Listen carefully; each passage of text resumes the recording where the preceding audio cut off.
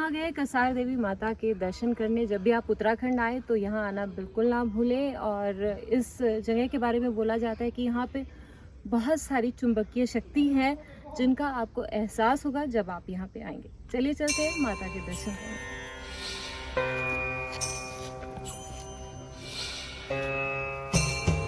उत्तराखंड में आपको कई मंदिर दिख जाएंगे जिनका अपना महत्व है, लेकिन अल्मोड़ा के कसार देवी का एक अलग ही ऐतिहासिक महत्व है। जी हाँ, ये मंदिर अपने चुंबकीय प्रभाव के लिए मशहूर है। अगर आप नवरात्रि में देवी के मंदिर जाने की सोच रहे हैं तो एक बार इस मंदिर में जरूर जाएं। अगर आप उत्तराखंड में हैं तो फिर तो आपका जाना बनता ही है। कहते हैं यहाँ जो भी आता है माता उसकी सारी मन्नतें पूरी करती हैं। कसार देवी मंदिर वो जगह है जहाँ पर स्वामी विवेकानंद आए थे। यहाँ उन्होंने ध्यान किया था। तब से ये जगह और मंदिर हर तरह के यात्रियों के बीच फेमस हो चुका है। स्वामी विवेकानंद को ये जगह इतनी पसंद आई थी कि वो यहाँ पर अपना लेखन का काम भी करने लगे और उन्होंने अपनी किताबों में भी इसका जिक्र किया है। कसार देवी लोगों में इतनी लोकप्रिय हुई कि यहाँ पर Bob Dylan, George Harrison, Cat Stevens, Allen Ginsberg और टिमोथी लेरी जैसे कुछ प्रसिद्ध व्यक्ति भी यहाँ पर आए। 70 के दशक में, हिप्पी संस्कृति के दशक में ये जगह हिप्पी हिल बन गई थी। कहते हैं इस ऊंचाई पे बने हुए मंदिर में कुछ चुंबकीय शक्तियां हैं जो आपको अपनी तरफ खींचती हैं, और इसका पता लगाने के लिए वैज्ञानिक भी यहाँ पर आ चुके हैं। यहाँ पर एक खतरनाक सेल्फी पॉइंट भी है जिसको हमने भी देखा, और यहाँ पर जिस तरह से सेल्फी खिंचवा रहे थे लोग, उसे देखकर थोड़ा डर तो लगा।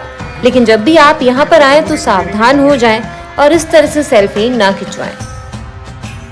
बहुत ही सुंदर मंदिर और शांत जगह है ये। काफी ऊंचाई पर है। मंदिर के पास बैठने का भी सुंदर स्थान है और साइड में सेफ्टी के लिए ग्रिल लगी हुई है।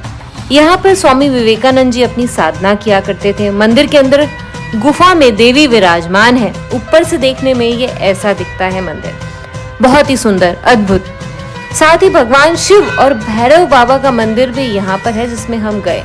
और यहाँ पर जब आप जाएंगे तो बिल्कुल भी ना भूलें भैरव बाबा के मंदिर और शिव मंदिर के दर्शन करने, क्योंकि जब आप ऊपर खड़े होते हैं तो वहाँ से जो व्यू दिखाई देता है और जो दर्शन होते हैं वो अद्भुत होते हैं। ये है भैरव बाबा का मंदिर जिसकी मैं बात कर रही थी अभी, जो बहुत ऊंचाई पे है। और आजकल यहाँ पर बंदर जो है वो काफी दिखाई देते हैं, जो पहले हमारी विजिट में नहीं मिले थे। ये मेरी दूसरी विजिट थी कसार देवी माता मंदिर की। तो जब भी आप यहाँ पे जाएं तो हाथों में अपने केले या कुछ ले जाएं ताकि बंदर जो है उन्हें आप दे सके, नहीं तो वो प्रसाद आपसे मांगते हैं और कई लोग जो है उन्हें देखकर डर जाते हैं।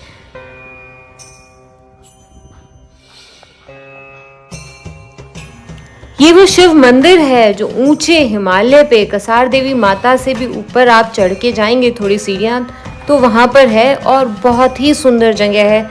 इतनी अद्भुत, मैजिकल और चुंबकीय जगह मैंने नहीं देखी। जब आप यहाँ पर ध्यान लगाएंगे तो आपको महसूस होगा कि माता जो है वो यहीं पे विराजमान है और भगवान भोलेनाथ तो यहाँ पर है ही। ये वो मंदिर है, आप यहाँ पर भी जरूर जाएं। ऊपर से जब देखेंगे आप इस जगह को तो आपको लगेगा कि आप इस वक्त स्वर्ग में हैं, और स्वर्ग यहीं पे है, जमीन पर ही स्वर्ग है।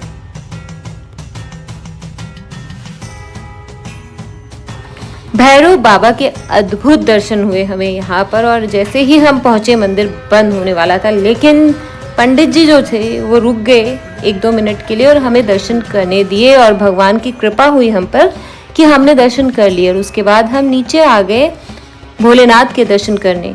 मतलब भैरव बाबा से नीचे उतरेंगे आप 1-2 सीढ़ियाँ तो ये मंदिर है भगवान शिव का, जो कि खुले हुए एरिया में है और बहुत ही सुंदर दिखता है।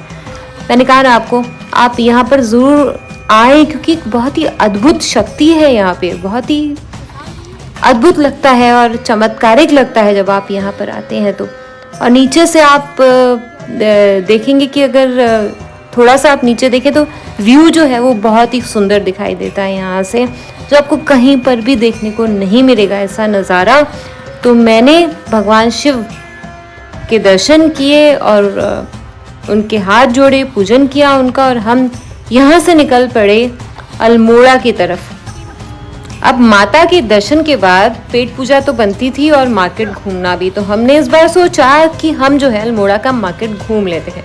बारिश हो रही थी और रिमझिम बारिश में हम आगे निकल पड़े मार्केट की तरफ, और ये रास्ते में हमें स्कूल दिखाई दिया और इतना मेंटेन था ये स्कूल कि हमने कभी नहीं सोचा था कि इस तरह से स्कूल को, किसी को, इतने पुराने स्कूल को मेंटेन किया जा सकता है। और क्लासेस जो है इसमें अभी भी चलती है। जब हमने लोगों से पूछा वहाँ के, तो और मैंने कहा ना जी, अलग ही तरह का एक्सपीरियंस था जो यहाँ पर हुआ अल्मोड़ा में हमें। अब हमारे साथ हमारे घर के 2 बच्चे थे, तो जहाँ पर भी हम जाते थे वो दोनों कुछ ना कुछ खाने पीने के लिए खड़े हो जाते थे।